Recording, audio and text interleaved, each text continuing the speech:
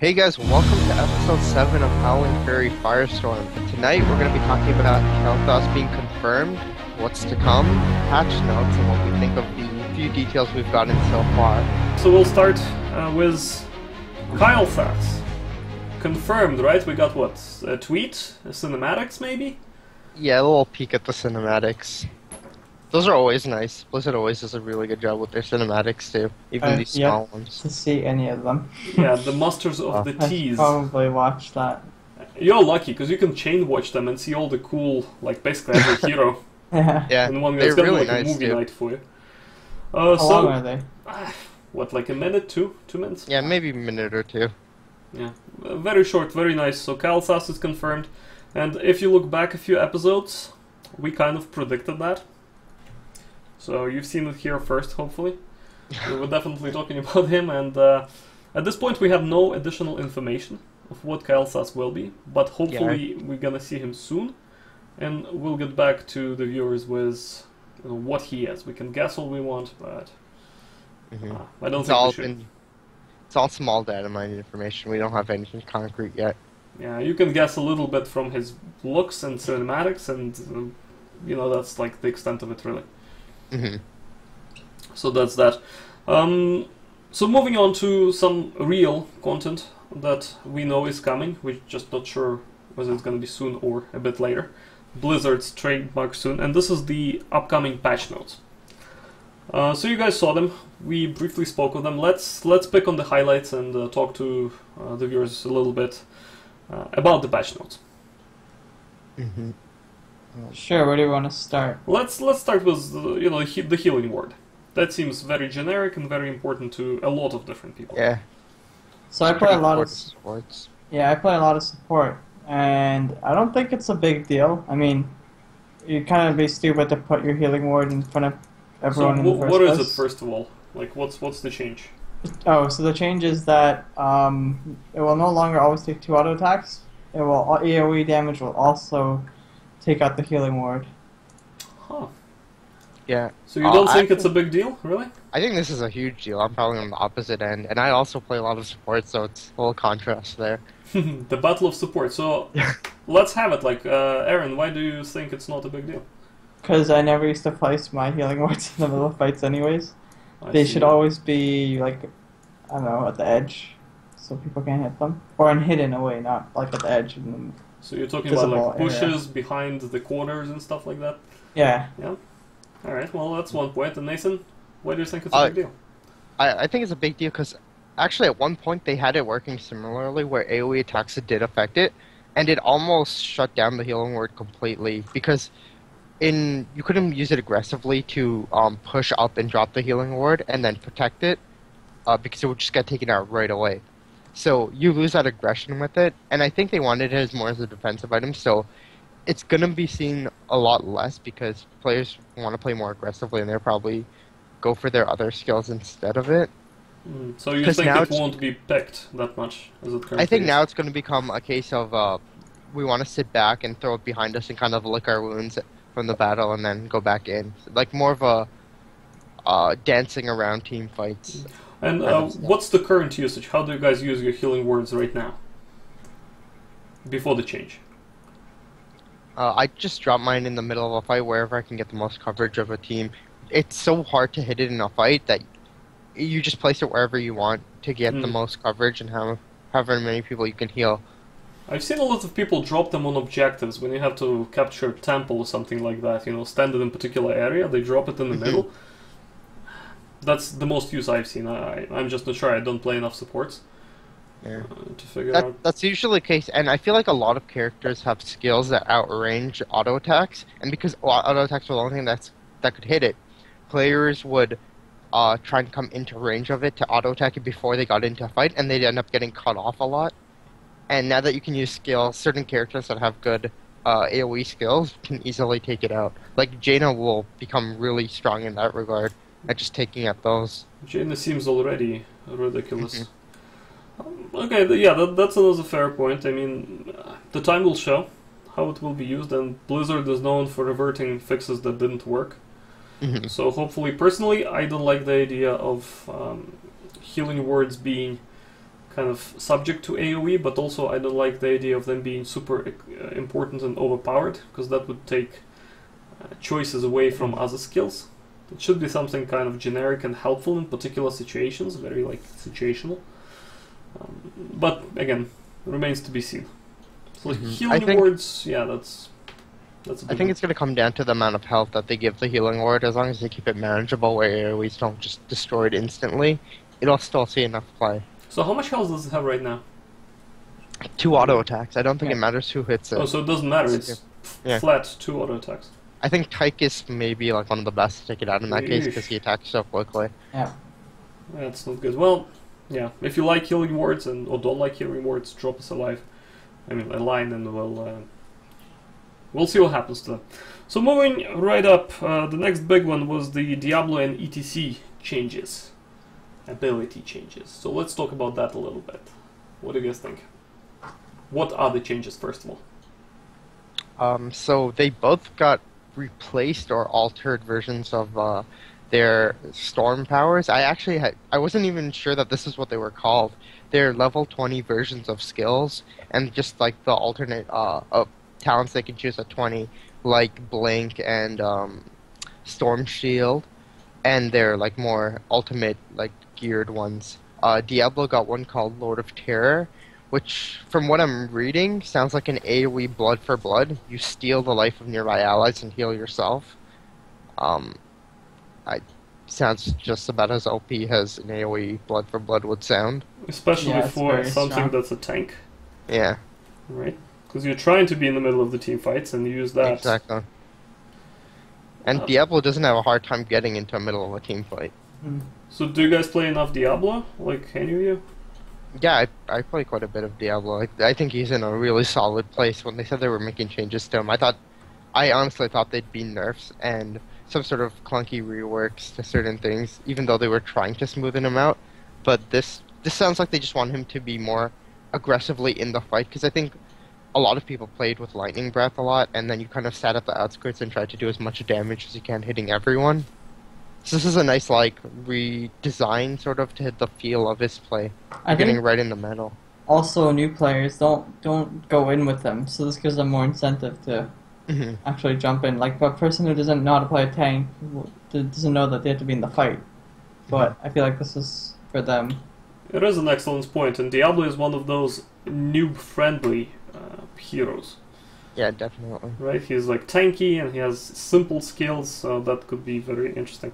So what about ETC? He seems very popular, and esports and not esports scene alike. What changes does he have to his heroic ability? Yeah, this one, I really question where they were going with this. They, just to put a heads up, these are just changes to their ultimates. They are going to get changes to their talents as well. They're just showcasing the ultimate changes right now. Those are the ones we're talking about. But ETC got a new power, storm power called Death Metal, where when he dies, he takes on a form similar to, I'm guessing, Tyrael's and Uther's, except he doesn't move. He just instantly casts his Mosh Pit ult when he dies. So he basically traps everybody and makes them dance for the next 4 seconds? Yeah, so as soon as he dies, he just traps everyone around him for 4 seconds, causing them to dance. And I don't think this is attached to your Mosh Pit cooldown, because it can be used with either ultimate. So, yeah, it seems quite strong. So how do you guys feel about this? Like, this whole idea of it's better for you to die, technically, because then your team can take out the enemy team within 4 seconds, at least a few people there. It also depends on your position in the fight. If you die on the outskirts, it's not going to matter. Or I think it promotes the jumping into the fight ETC, and I think that's what they really liked. They liked the ETCs that mosh pitted right in, or stage dived right on top of people, and then aggressively pushed the other team around. So now you can take stage dive and then, like, immediately die, essentially. And not only that, but it puts the other team in this state where they don't want to kill you while they're beside you. They want to wait until they can get away, so everyone's just running from you. And you should be up in their face, essentially. Yeah, and ETC's one of the best people to deal with the situations where you can just slide past them and then knock them back into your team. So overall, you think it's a good change for ETC? Yeah, I think both of these are really good changes. They were honestly my two preferred tanks in the game, ETC and Diablo, and these changes make them seem a lot better. So as long as the talents aren't too big of nerfs, should be You're really fun to kidding? play They with seem these. like they're too big of buffs.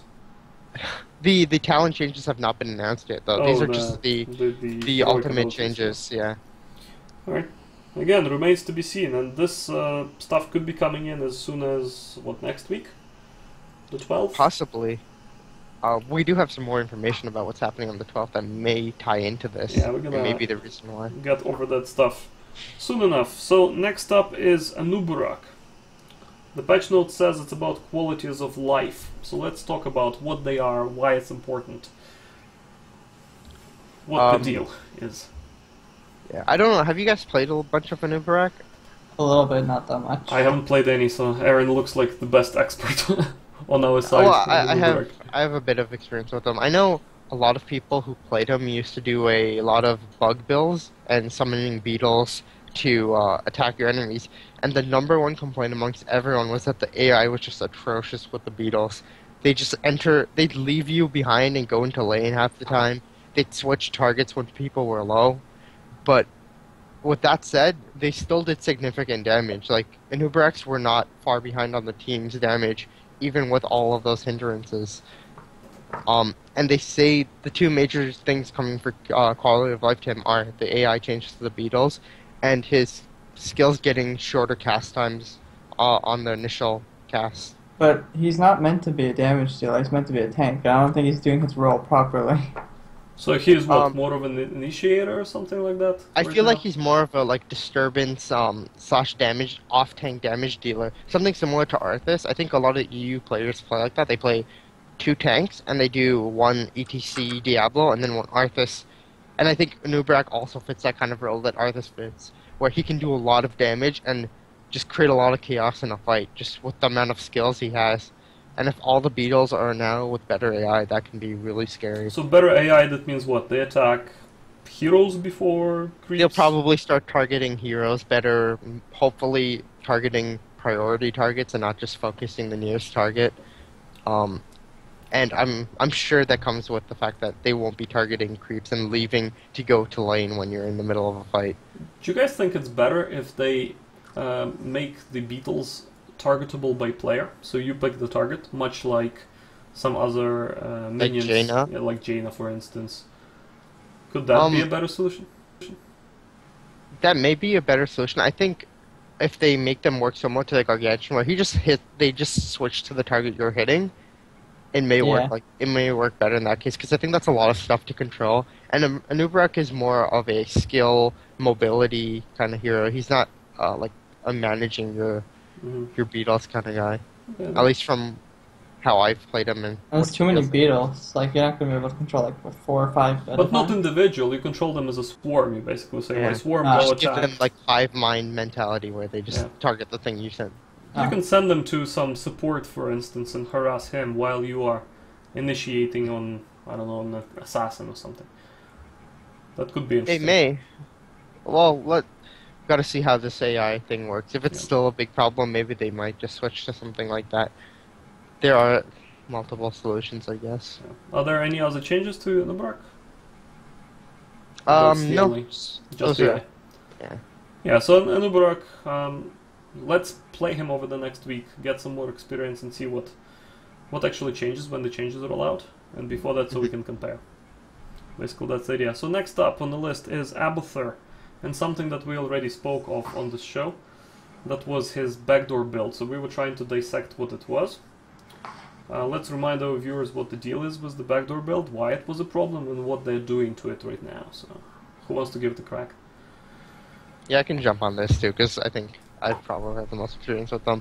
So the way this build worked was, Abathur used to teleport to the back of the enemy base using his mobility skill similar to Mounts, except this way he could just dig and appear anywhere he had vision.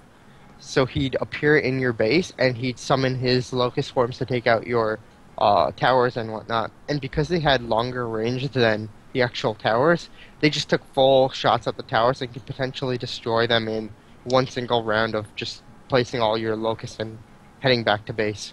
and there wasn't really much counterplay to this. It was a very aggressive Abathur play, and they really liked that, but they didn't like the fact that you really couldn't stop it unless you committed someone to doing that.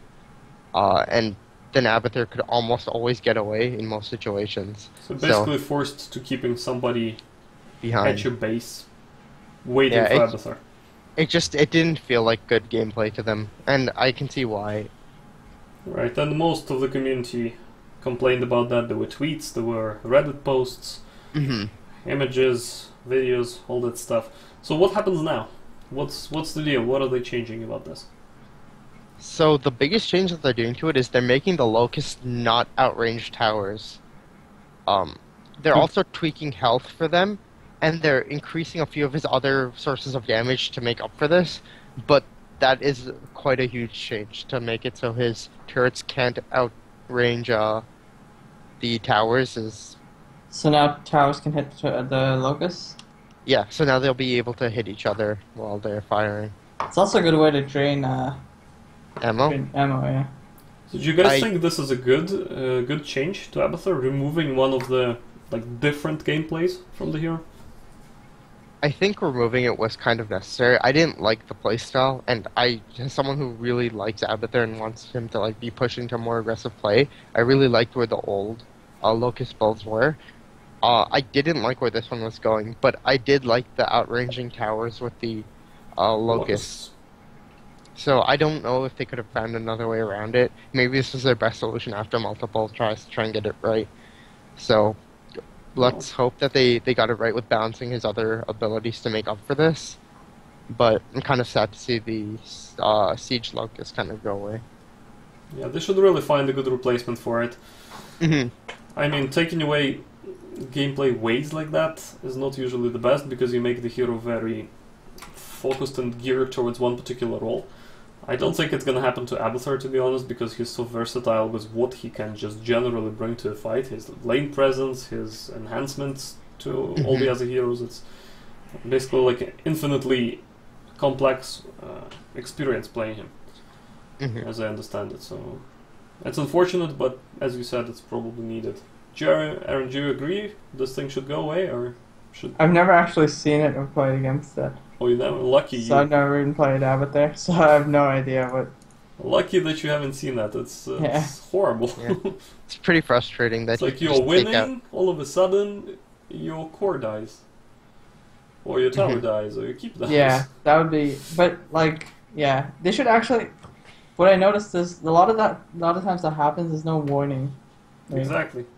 Well, they do warn you that your base is being destroyed, but it's such a subtle... Yeah, it's such a subtle thing. Yeah.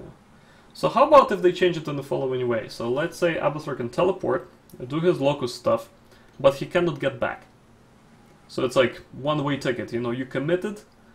It already is. It's just he uses the Hearthstone to get back. Oh. So let's say that thing puts the Hearthstone on cooldown, or he can't use it in enemy base or something like that. So you have to actually physically walk out. I don't think it's possible for him to walk out. Yeah, he's gonna die. He'd probably die in most of those situations. Well, in that case, it would create this very situational thing where, you do it as a last attempt, kind of all or nothing, all in play. That could be fun. I mean, winning like that, I wouldn't mind if there was enough risk with it, because currently it sounds like a high reward for no risk at all. There's very low risk there. You can sometimes catch them if you're paying attention to it, but it's pretty hard to do, and it's a little bit of a cheesy strat. At least most of the communities use it that way. So yeah, so we're all in favor, it. Basically, right? All in favor, remove that stuff. All right, so that there goes Abathur. Next up, Lost Vikings, the most popular hero around here for some reason. Yeah. What is it? What did they do? The changes aren't huge for him. They said that they're kind of leaving him as is, but the one change that I'm very happy about is the fact that the Lost Viking is the longbow. So I don't know how many people have versed him and how many people hate him as much as I do, but when you fight the Lost Vikings, no matter what health he's at, he can bring all 3 Vikings together to enter a longbow, which doesn't reset their health, gives them a second health bar. and while he's in there, he does just an insane amount of damage to everyone around him, and he can just run away. And after you kill that, then his Vikings pop out, and you have to kill them. So they reset to and full health again? They don't reset to full health, but their cooldowns are back up again in most cases, so they can sprint out of the situation in most cases. So he has insane survivability in that sense, and you almost never want to target him unless he gets caught out by this. But the big change they did to this is when you kill the longboat, the Vikings all get stunned for 1.5 seconds. So you can catch them, actually. Yeah, so now you can catch them. Mm. That's huge. Yeah. That nerfs Lock stun. a lot for the Lost Vikings. That's like, wow.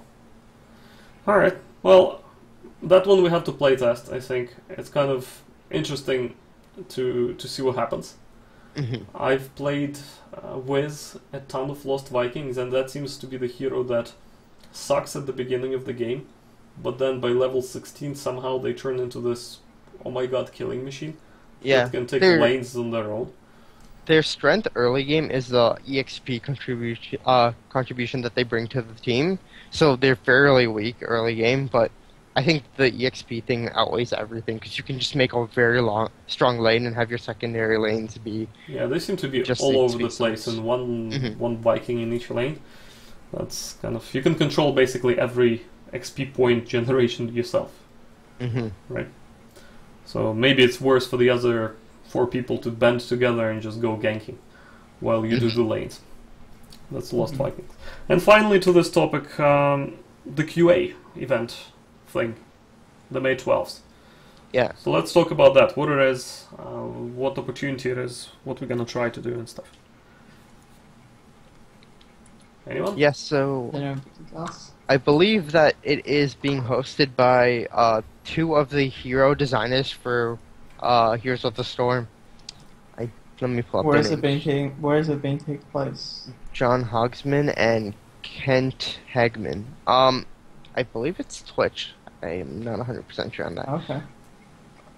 So what are they doing? What's the QA stuff? Oh, it is on the subreddit. It's on Heroes of the Storm subreddit. They're going to be doing a QA. So they're just going to be answering a few questions that people have about Kel'Thas, I think is the biggest thing. So this is where we got the more of the confirmed Kel'Thas. Nobody knows anything about him, so what they're just going to ask, well, what's his spells and abilities? Because, They may give a showcase or something like that. I have a small feeling, at least, that they're going to do a patch preview, if not the patch notes, and hopefully the patch on May 12th, since it is a Tuesday, and that is Blizzard's designated patch day. At least in North America it is. So in Europe I think it's Wednesday. Yeah, so we're gonna basically make an attempt to participate in that and ask some questions. We don't have a list at this point, right? Do you guys have any ideas what we're gonna ask? Or we should make a list later? We can make a list. We did a lot of brainstorming on what he could possibly be, so if they don't reveal anything, maybe we can just throw those questions at them. And if anyone else has questions, we can also ask those By all questions. means, comments, drop them in the chat, we'll record all of them and make sure to ask those 2 guys and get some answers. I don't think they can deny us the answers on the public forum of Reddit. Yeah, and then hopefully we'll have some nice chunk of information to dissect for the show that will happen on Tuesday right after. Well, not right after, but later in the day. Yeah, a few hours on that. So we're definitely going to be doing that very kind of rapidly. We'll try to prepare the show as we are doing it. Very interesting experience, but hey, this will be episode 8, so we are like professionals at this. Hopefully. And tying into this whole Reddit idea, I think Reddit itself is a huge community for Heroes of the Storm. And these people are very active, and lots of good ideas come from Reddit. Some of them Blizzard listens to. Right? So today, for the third topic, we're going to talk about one of those things. And this was a map idea that somebody on Reddit came up with. This is a map concept. We're going to bring up this thing and talk about what it could be, potentially. So here it goes. This is the Arathi Basin map. So do you guys want to chime in what this map could be, what it does? All the good stuff. Before I say what it is, so it's a World of Warcraft battleground. 15 versus 15 players, which is also a kind of weird number, because if you're trying to translate that to Heroes of the Storm, you're not going to have the right amount. Do you think they're gonna do 15 versus 15? Like a mega map in Heroes I of don't the think Storm? they've ever even thought about changing the amount of heroes in the game. It'd be interesting to see if they ever I did. think I a don't lot think of 15 game balance would break. game balance would break. Yeah. What if it's a huge, gigantic map? It would be fun. I I don't don't think they'd ever push to 15-15 just because I think a lot of computers wouldn't be able to handle it. know. So technical And reasons. it might be a little bit chaotic as well. But it'd be interesting to see different volumes of players and maps, and see if they can actually pull it off on Heroes of the Storm. Because I don't think many MOBAs have been successful with the None, idea really. of I haven't yeah, seen single having- one. So that speculation Yes. aside, because this is very much of a tinfoil hat type of topic. So Mhm. let's get back to the map itself. So what are the objectives? How do you think it will be played out? What do you need to do to win? Based on that So- little bit of information. Looking at this guy's drawing, he put in 2 towers in there. So there's like 2 towers, and then there's 2 siege camps on either end. and the middle is just free for all. Well, this what are the eyes? The eyes with The the vision. I think the vision the vision points. stuff.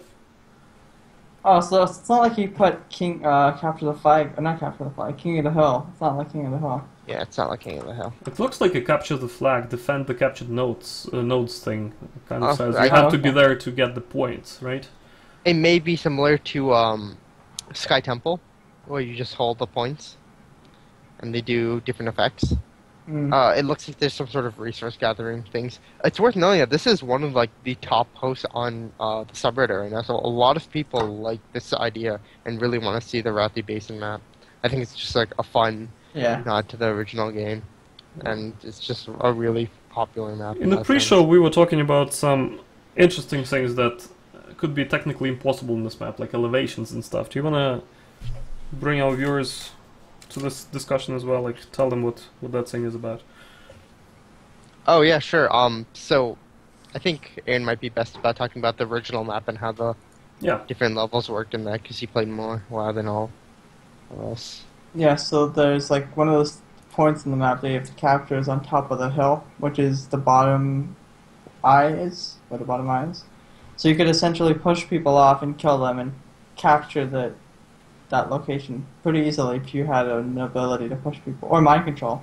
You mind control people and you can walk people off. But I don't think they'll have that. If this were to be a map, I don't think they'd have it in Heroes of the Storm. Yeah, I think that would be a technical problem as well, because there isn't really any elevation in the game right now, at least to that extent. I think, And you can't really fall.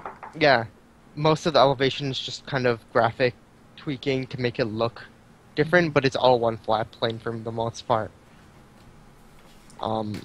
It'd be interesting to see if they could pull it off, but I think in most cases they just use graphics to break up the 2 areas and show depth in that sense. Maybe some Yeah. grass to block the vision or something like that. Yeah, lots of like rock-slided areas as well for the higher up areas, just so It's- they can't move between them too easily. It's not even necessary. Well, even in World of Warcraft, you can move to them pretty easily if you have that slow fall. Hmm Well, that But- thing doesn't really exist in, Yeah. luckily, in Heroes of the Storm. Well, Farsight can fly places. He's Yeah. So, yeah, it'd be interesting to see new maps in the game. I think that's probably the thing that they want to pump out more of as well. So maybe looking at these community maps, they're really popular for a reason. Mhm. Yeah, definitely something that Blizzard should pay attention to. Hmm Right, and this map I particularly like. It sounds like a cool thing to do, capturing some nodes and getting some Yeah. resources, then still destroying your enemy. The only thing it would Yeah. change is probably adding a few more towers than just like 2 on the Mhm. bottom camps. That Yeah. seems a bit low. It'd be nice to bring the different worlds into the game too, because right now the heroes are nice, but we don't really get to explore the worlds of the different games. Yeah. We get put into these generic fantasy worlds, and it'd be nice to start exploring deeper worlds, Yeah. or a little bit even more about the Nexus as well. Yeah, we'll see what they do with the Diablo map first. That seems like a Mhm. kind That's of direct probably the next showcase. Yeah. showcase to the actual different mechanics too. The way the map will change, they're hinting. Mhm. Again, we don't have any information on it, but we'll see what happens. Fingers crossed. It's epic. It will be epic. I mean, looking at the current map pool, they all different, and they all have some sort of very interesting mechanic that you have to do. So hopefully by adopting the same type of strategy, Blizzard can bring this heaven versus hell epic battle to life. Pretty much. So that's the community maps, and thanks all the people on Reddit that come up with these ideas. Gives us something to talk about, gives Blizzard some ideas for free. Essentially, like, that's the whole point. Like, let's design the best game together. And that's where community input is essential. So do we have anything else to add to this episode? Anything at all? No. And look at the time, it has already been over 30 minutes. So, we're gonna wrap this one up. So, saying goodbye for another short week, hopefully. Episode 8, next Tuesday. Hopefully we're gonna talk about new patch. I really hope Blizzard will have it out. Big thanks to my co-hosts today. So, game developer by day and the support player by night, Aaron Moxequator. You can follow him on Twitter at Netherglaive. And Mr. We Got This Guy's relentless graphic designer that made all these overlays and much more, and keeps making all the cool stuff graphically for us. Nathan HP Sequeiro, you can say hi to him on Twitter at HPOC, and you can see that on the screen. Right? Myself, I'm Max Skegdroz. You can follow me at I am Skeggy. For all the news about upcoming episodes and all things Hero of the Storm, do tune into our weekly show at 10 PM here on Twitch. You see the URL up there, and we record these shows and put them up on YouTube by Thursday of every week. So you can check it out. The link is below, right below there. Click it. So favorite us, like us. Do come and hang with us and drop us a line in chat. It has been a blast doing the show this week, as always, and we'll be back next week. Thank you guys, and have a good week. Bye. Nuclear launch detected.